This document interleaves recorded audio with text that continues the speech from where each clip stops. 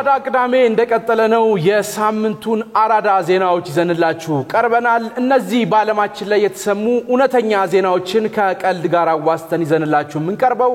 እኔ ናትናኤል አብርሃምና እኔ ናሁን በየነ ወደ ዜናዎቹ እናልፋለን እንግሊዛዊው ሚስት ያገኘ መስሎት 85000 ፓውንድ ተታለለ ዳታባዝ እኛ የመታን የተቸገርነው እነዚህ ሰዎች ገንዘብ እና እንግዲህ ይሄ የቀድሞ የተባበሩት መንግስታት ድርጅት ሰራተኛ የሆነው እንግሊዛዊ ሰው ያለውን ገንዘብ ሁሉ ከላከ በኋላ እንደታለለ አውቋል ሰከንዳ እንደሆነችበት ሮድሪክ ሎጅ የተባለ 69 ዓመት እድሜ ያለው ሲሆን ከዚህ በፊት ባለ ትዳር የነበረ ሲሆን በፈረንጆቹ 2019 ነበር ህይወቷ ያለፈው ሚስቱ ሞታለች እና እንግዲህ ሚስቱ ከሞተች በኋላ ብቻውን መኖር የከበደው ይሰው ከአንድ ጓደኛው ጋር ተማከረና አንዲት ኬንያዊት ተዋወቀ አትሌት አገኘው ብሎ አልቻልኩም ብቻዬን ብሎና አኒታ የሚባል ስም እንዳላት የተገለጸችው እቺ ኬንያዊት ቀስ በቀስ እየተግባቡ በመጨረሻ በፍቅር ይወድቃሉ ያው እንግዲህ ገንዘብን የተበላበት ሲሆን እንዴ ኡነትም መውደቅ ነው በፍቅር ይወድቃል እና እንግዲህ ኬንያዊቷ በናይሮቢ የውበት መጠበቂያ መደብር እንዳላት እና ደግሞ 30 ሰራተኞች እንደምታስተዳድር ተነግሯለች ከዛ ጥንዶቹ ለመጋባት ወስነው ነው መኖሪያ ቤቱን ለምን አናዘምነውም ብላ ገንዘብ እንደሚያስፈልጋት ጠየቀችው ዋናው ጨዋታ የመጣ ይሄኔ ሰውየው ሞኝ ነው ቤቱን እናዘምነው ስትለው እኔ ስመጣ ይዘምናል አይደል ስደርስ አይደል እንግዲህ በሌለበት ስመጣ ይዘምናል ትለዋለች እና ለረጅም ዓመታት እንግዲህ በተባበሩት መንግስታት ድርጅት ተቀጥሮ ሲሰራ ያጠራቀመውን ገንዘብ ለወደፊት ሚስቱ የላከው ሰው የጉዞ ትኬት ቆርጦ ወደ ኬንያ ናይሮቢ ያደረገ ብሩ ልኮ ወደ ኬንያ ሄደ በጀሙ ኬንያታ ኤርፖርት አበባ ይዛ እንደምትጠብቀው የሚያውቀው እንግዲህ ይሄ ሮድሪክ ሎጅ አኒታን ከአውሮፕላን እንደወረደ ቢፈልጋትም ያጣታል የለችም በቃ ልክ እንደ አንድ ፊልም ነው ነው ሆነብኝ ቆሞ ደጅደጁን ይያዩ ከዛ ነው ሰራችልኝ በጣም የሚገርመው ከዚያን ለጀምሮ እንግዲህ ደብዛው የጠፋቸው አኒታ በመጨረሻ ባደረገው ክትትል አኒታ የምትባል ሴት እንደሌለችና በጣም የሚገርመው ያስተዋወቀው ያልኳችሁ መጀመሪያ ምንድነው ጓደኛው ነው አይደል ይሄን ሁሉ ገንዘብ የበዘበዘው ጓደኛው ነበር ክፉ ጓደኛ ይሄ በቃ አጠባው ነው የሚባለው ኬንያ ድረስ ያስኬደው ጓደኛው ድረስ አስኪዶ እዛው እሱ ተቀምጦ ልጁን ኬንያ ልኮት ጓደኛውን ሙሉ በሙሉ ገንዘቡን ተቀብለው በመጨረሻ የጎዳና ተዳዳሪ ለመሆን ተገዷል ሰውየው ይሄ በጣም ከፋ በጣም ያሳዝነው እኮ ናቲ ጓደኛው እንዳልከው እሷ በቃ መጠጣት ብር ቆጥብ ምናምን ሲለው ያሰበለት ነው ይመስል በቃ ለራሱ ያመጣች ቤቱን እናዘምን እያለ ይቀበለዋል እና ደግሞ በጣም ያሳዝነው ግን ኬንያ ድረስ ሲሄድ ዝም አለው እንግዲህ በጣም የሚያሳዝን ነበር ወደ ቀጣይ ዜና እናልፋለን በአሜሪካ አንድ ውሻ መሳሪያ ተኩሶ አሳዳጊውን ማቁሰሉን ፖሊስ አስታወቀ ተኩሶ ምን ያህል ቢበድለው ነው ውሻ መንከስ ረስቶ በተኮስ ይጀምራል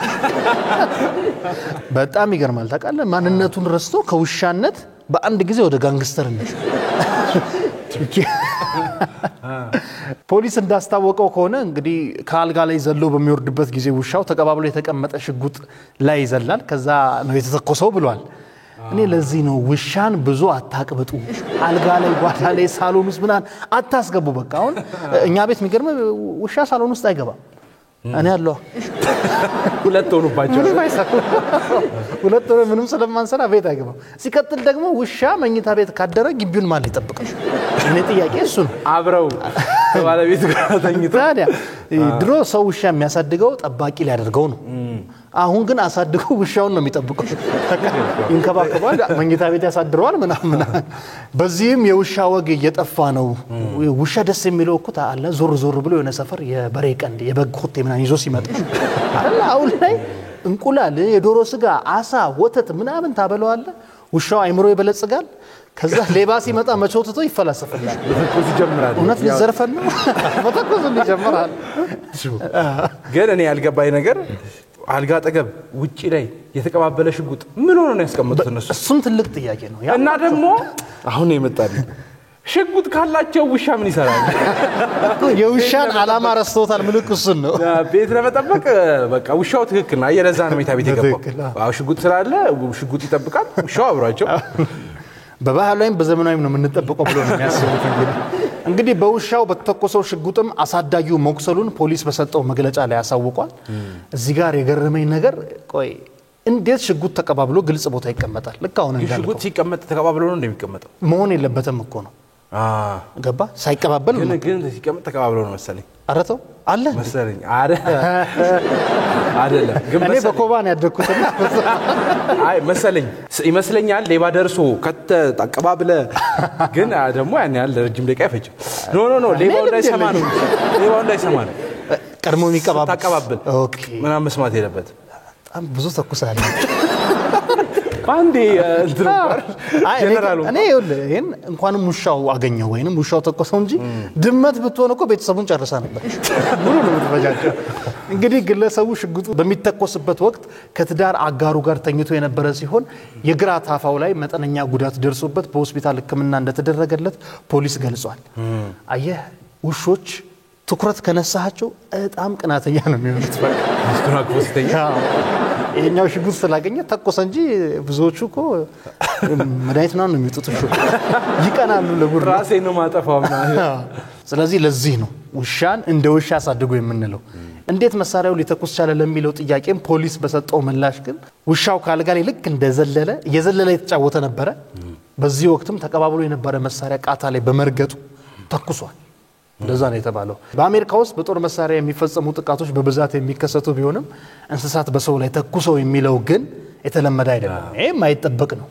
ያው እንዳጠቃላይ ውሻን እንደ ውሻ እናሳድግ ነው ለማለት እንፈልጋለን የቡልጋሪያው የመጀመሪያ ዲቪዚዮን የሚጫወተው እግር ኳስ ክለብ ለቀድሞ ለክለቡ ኮከብ ተጫዋች በስህተት የህሊና ጸሎት አርጓል አሰቡት በህይወት ይያለ እንግዲህ ለሞተ ሰው ነው የህሊና ጸሎት የሚደረገው እና ይሄ ተጫዋች ከክለቡ ከለቀቀ በኋላ የህሊና ጸሎት አርገውለታል ያው ሞተሃል ነው ያሉት ለቅኔ ነው ባይዘው ለኛ ሞተሃል እና እንግዲህ የህሊና ጸሎት መልካም ነው እኔ እንደውም ከዚህ ምን ተማርካልከኝ ሰዎች ሲጋጩ ሀገራቶች ሲጋጩ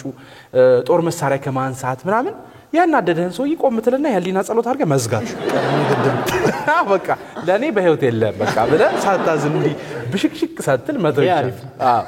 እንግዲህ ስቴዲየም ውስጥ የህሊና ጸሎት የተደረገለት ተጫዋች ሞቱን በቴሌቪዥን ከተመለከተችው ሚስቱ ሰምቷል አስበዋል በሰላም ሀገር የህሊና ጸሎት ሲደረግልህ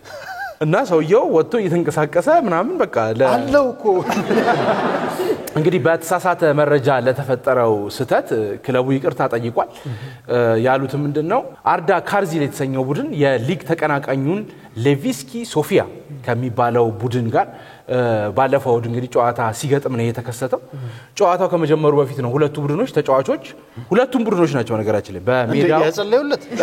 መሃል ላይ ተሰብስበው ለአርዳ ክለብ የቀድሞ ኮከብ ተጫዋች ፔትኮ ካንጄቭ ለተባለው ለግልጋሎቱ ክብር ለመስጠት ብለው የህሊና ጸሎት ያደረጉት ነፍሲ ማር ፔትኮ ይያሉ እና ግን ምንድነው ጨዋታው እየተካሄደ ነው ያወቅነው እንዳልሞት ካሉት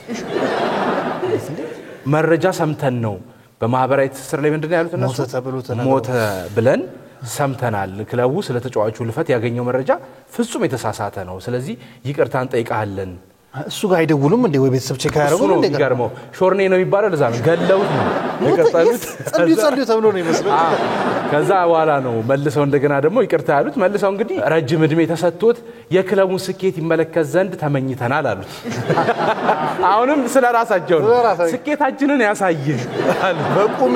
አንተማ ትሞትም እኛ ሳይሳካልን ነው ይመስላል ሲያስቡት አይ ቲንክ ሞተ ብለው ከመተው ስኬታቸውን ቢያይ በቁም መግደል ነው ብለው እንግዲህ በቴሌቪዥን ጨዋታ ውስጥ ተመለከተ የፔትኮን ህልፈት የተረዳችው ሚስት ከባድ ድንጋጤ ውስጥ እንደገባችና ያው ስታገኘው አስበው ሞታል አሉኮ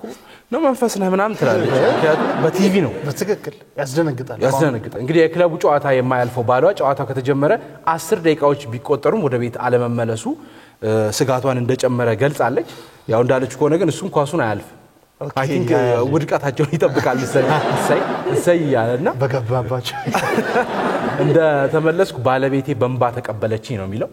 እንዳገኘችኝ ፔትኮ በቴሌቪዥን እኮ መሞትህን ተናገሩ ምን ይያሉ እንደነበር ምን እንደተፈጠረ ሊገባኝ አልቻለም አለችው ግን 10 ደቂቃ ሲቆይ ነው አይደል የደነገጠችው በፊት እኮ ለሊትም ሊገባ ይችላል እና በስራ ምክንያት ባይዘገይ ኖሮ የራሱን ህልፈት በቴሌቪዥን ይመለከት እንደነበር ነው የተነገረው አዎ ቤቱ ቁጭ ራሱ ለህሊና ጸሎት ሲያደርጉለት ለማን ነው ለኔ ነው ምናምን ይላል እና ክለቡ እንግዲህ እንዴት እንዲህ አይነት ከባድ ስተት ይሰራል ያሉ ደጋፊዎች ተቃውሞ በማህበራዊ ገጽ ተነስቶባቸዋል እንግዲህ በስተመጨረሻም ተጫዋቹ በህይወት መኖሩ ትልቅ ነገር ነው ያሉት እነዚህ የክለቡ ሰዎች በቀጣይ ሳምንት የህሊና ጸሎት ሳይሆን የአንድ ደቂቃ የአድናቆት ጭብጨባ እንዲደረግለት ጥሪ ያቀርበዋል አልሞተም ምናምን ብሎ አይሞትም ሰውዬ ምናምን ፔትኮ ኢሞርታል ወደ ቀጣይ ዜና እናልፋለን የተስፋ ቀን በዓለም አቀፍ ደረጃ እንዲከበር ውሳኔ ተላለፈ ተስፋ አዎ ይኸውልህ ከስራ ቀርተን ስለወደፊት ተስፋ የምናደርግበት ቀን ነው የሚሆነው ማለት ቁጭ ብለህ የሚገርም ይኸውልህ ከዚህ በኋላ በአመት አንዴ ነው የሚሆነው ይሄንን ቀን በተስፋ ነው የምንጠብቀው ራሱን ቀኑ ምን አርፍበት ቀን እሑድና ቅዳሜ እንዳይሆን ራሱ ተስፋ እናደርጋለን በተስፋ ቀን ላይ ሆነ እንግዲህ የተባበሩት መንግስታት ድርጅት ባካሄደው ውሳኔ የተስፋ ቀን በዓለም አቀፍ ደረጃ እንዲከበር ውሳኔ አስተላልፏል እንደ ዓለም ነው ተስፋ ማድረግ የተው ነው ማለት ነው በአመት አንዴ ተስፋ እናድርግ እስኪ ተብሎ ነው ተመድ ይሄንን ውሳኔ ወሰነው ረቂቅ ውሳኔው ሐሳቡንም ኦስትሪያ ኢኳቶሪያል ጊኒ ሞሮኮ ፊጂ እና ሌሎች ሀገራትም ያቀርቡ ሲሆን ዓለም አቀፍ የተስፋ ቀንን በየአመቱ በፈረንጆቹ ሐምሌ 12 እንዲከበር አብላጫ ድምጽ ተሰጥቶበታል ከዚህ በኋላ ሐምሌ 12 መጣ ደሞዝ ለማስጨመር ምናን ያል ተስፋ የምናደርግበት ነው የሚሆነው ሐምሌ 12 ነው የተመረጠው ሐምሌ 12 ነው እንግዲህ የተባበሩት መንግስታት ድርጅት አባል ሀገራት የውሳኔ ድምጽ አሰጣጥ ሂደቱ ላይ ኢትዮጵያን ጨምሮ 166 ሀገራት የተሳተፉ ሲሆን እለቱ በ162 ሀገራት ድጋፍ ጸድቋል እንዲከበር ለኛ ሀገር ግን ያው ተስፋችን ፈጣሪ እንግዲህ በዚህ ውሳኔ ላይ አሜሪካ ሐሳቡን ተቃውማለች አረ ድምጽ ያልሰጠችም ሊደርሱብኝ ነው ብላቆ ብዙ ተስፋ ታርጉ ያቆ ተስፋችን አሜሪካ ላይ መድረስ እንደ ሀገር ስትል አልፈልግም እንግዲህ ህንድ ቱርክ ፔሩና ፓራጓይ ደግሞ ድምጽ ታቅቦ ድምጽ አልሰጡም ተብሏል እንግዲህ እና አሜሪካ የተስፋ ቀን አያስፈልገኝም ብለዋል እኔ ልከራከር ነበር እንዴ ማን ሊሉዝል ላስቴ ሙላው ቲቪ ላይ ያዘኝ እውነት ነው ስታስበው እውነት ነው ታውቃለህ ብዙ ኢትዮጵያውያኖች ዲያስፖራ አጎቶቻችን ጋር ምን ደውለው ወደ አሜሪካ ነው ለተስፋ ነው ለዛ ነው ጥያቄው ምን አለ አዲስ ነገር አጎቴ ድርቆሽ ይደገም አጎቴ እኔ ገረመኝ ግን የነህንድ ድምጽ ታቅቦነት ነው የሆነ ተስፋ መቁረጥም ማድረግም ይመቸኛል አይነት ነው ሙዳቸው ኖራ ግዳይ ዘጠኝም አይነት እንግዲህ ዓለም አቀፍ የተስፋ ቀን በየአመቱ ስለ ተስፋና እኩልነት የተለያዩ ስራዎችን በመስራት እንደሚከበርም ተገልጿል እኔ ደግሞ ዝቅ ስለሚሆን ምንም አይነት ስራ እንደማይሰራበት ተስፋ አደርጋለሁ ኦፍ ዴይ ነው የሚሆነው ገብቷል ካላንደር ከዘጋ ጉዞ ወደ አልጋ ነው እንጂ ምን ስራ ምናምን ማሰብ የተባበሩት መንግስታት ድርጅት ተቋማት ተስፋን የተለያዩ ጉዳያቸው እንዲያደርጉ ጥሪ አቅርቦላቸዋል እኔ ደግሞ ሶስተኛው የዓለም ጦርነት እንደማይነሳ ተስፋ አለን ሲልም ተሰምቷል ግን ኪም ጆንግ ኡን ደግሞ ብዙ ሚሳኤል እንደምናስወነጭፍ ተስፋ አለን ብለዋል ከዛ በኩል አንተ ተስፋ እንደዚህ ሲበተን ራሱ ሐሳብ ሌላ ታሪክ ነው እንደዚህ ማሰብ ነበረብኝ እንዴ ያልኩ እኮ በክፉም በደጉም ከዛ እዚህ ደግሞ ስትመጣ ተስፋ የሰው ስም ሁሉ ጭምር ተስፋ አረጋለሁ ቆይቷን እንደዚህ ተሳመው ተስፋ ታደርጋለህ እንግዲህ የተባበሩት መንግስታት ድርጅት ዋና ጸሐፊ አንቶኒዮ ጉቴሬዝም ራሱ የተባበሩት መንግስታት ተስፋን መሰረት በማድረግ መመስረቱ ምንም ጊዜ ለሰዎች ተስፋን መስጠት ያስፈልጋል ብለዋል መስሪያ ቤቱ ራሱ በተስፋ ነው የተመሰረተው በቃ ተስፋ የሁሉም ነገር ነው ገባ እኔ ደግሞ ዱቤ እየሰጡ ለቀጣይ ለመበደር ተስፋ ምንሰንቅበት ይሆን ዜናዎቹ ይመስላል የሳምንቱ የአራዳ ቅዳሜ አራዳ ዜናዎች እነዚህ ነበሩ እንደ ተዝናናችሁባቸው ተስፋ እናደርጋለን በቀጣይ ሳምንት በሌሎች ዜናዎች እንገናኛለን ፍቅርና ሰላም ለሀገራችን ሳቅና ደስታ ለህዝባችን አራዳ ቅዳሜ ይቀጥላል